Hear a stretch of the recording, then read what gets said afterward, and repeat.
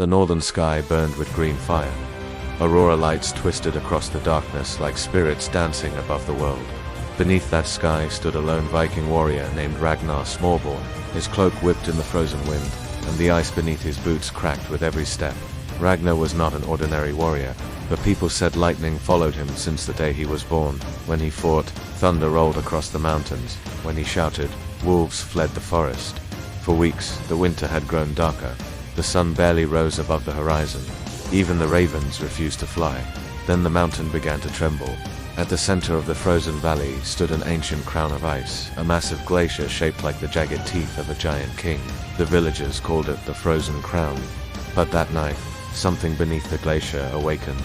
A deep roar echoed through the valley. The ice split open like glass. From the darkness below, a colossal shape moved. Two burning eyes appeared first, glowing like molten gold within the frozen abyss. Then a massive head rose from the broken ice, a dragon. Its scales were black as volcanic stone, yet covered in frost. Each breath it exhaled turned the air into a storm of frozen needles. This was Skarthyr, the ancient frost dragon said to sleep beneath the roots of the northern mountains. The beast had awakened. Ragnar did not run. He planted his axe into the ice and waited. The dragon rose higher from the glacier, spreading wings wider than the village itself. Snowstorms spiraled around its body as if the storm itself obeyed the creature. Its voice rolled across the valley like thunder. Another mortal comes to die.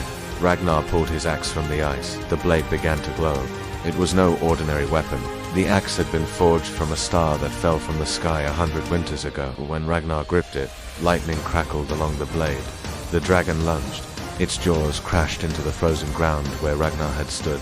But Ragnar had already moved. He ran across the ice, sliding beneath the dragon's wing and striking upward. The axe slammed into the beast's scales. The impact rang like iron against stone. But the scales did not break. The dragon roared. With a sweep of its tail, Ragnar was thrown across the frozen lake. Ice shattered beneath him. Pain shot through his ribs. Yet he rose again, because Ragnar Stormborn did not know how to fall. The dragon opened its mouth. A storm of frozen fire exploded across the valley. Ice and wind ripped the ground apart. Ragnar ran directly into the storm. Lightning erupted from his axe. He leaped high into the air, striking the dragon's neck with all his strength. This time, the scales cracked. A line of glowing blue blood spilled across the snow. The dragon screamed. Mountains trembled. Snow avalanches thundered down the cliffs. The beast turned, furious, its golden eyes burning brighter than the northern lights. It lunged again, but Ragnar was faster. He climbed along the dragon's frozen scales like a hunter climbing a mountain, step by step, strike by strike, until he reached the beast's head. The dragon thrashed violently. The sky filled with wings and storm. But Ragnar lifted his axe high above his head. Lightning split the sky. With a single thunderous strike, he drove the blade into the dragon's skull. The valley exploded with light. For a moment, the storm stopped. The dragon collapsed.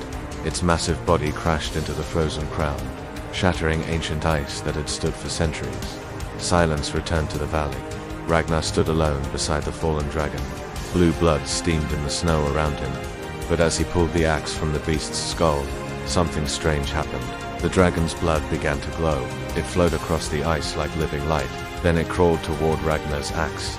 The blade absorbed the dragon's power. Lightning mixed with frost. The weapon transformed. Now the axe shone with both storm and ice. The valley should have been silent after the dragon's fall. But the ice beneath Ragnar's feet began to tremble again. At first it was only a faint vibration, like distant thunder buried beneath the earth. Then the frozen lake cracked open once more. Long black fissures spread across the ice like veins awakening after centuries of sleep. Ragnar turned slowly. The dragon's corpse was already beginning to freeze into stone, its massive wings locked in death. But something beneath the shattered glacier was still alive. A deep rumble rolled through the valley. Then the ground burst open. From the darkness beneath the frozen crown, enormous pillars of ice rose into the air, spiraling upward like the ribs of a colossal beast. Ancient runes glowed along their surface, runes older than the villages, older even than the mountains. Ragnar stepped closer, his axe humming with storm energy. The glowing symbols pulsed with cold blue light. Suddenly the ice pillars cracked apart. Inside them were shapes, not statues, warriors, dozens of them, frozen soldiers encased in ancient black iron armor. Their helmets bore the mark of a forgotten kingdom, a kingdom erased from every saga. The wind changed, the storm returned, circling the pillars like a living creature. One of the frozen warriors moved. A thin crack spread across his icy prison. Then another, the ice shattered. The warrior stepped forward. His eyes glowed pale blue like dying stars. Behind him, more frozen prisons began to break. One by one, an army awakening beneath the glacier. The first warrior lifted a sword made of frozen steel. His voice echoed like a whisper from the grave. The dragon was only the guardian. Ragnar tightened his grip on the axe. Lightning sparked along the blade. The warrior stepped closer. The true war begins now. Far beyond the mountains, something ancient felt the dragon's death. And deep in the endless north, other creatures began to wake. Ragnar Stormborn smiled, because the FrozenSaga had only just begun.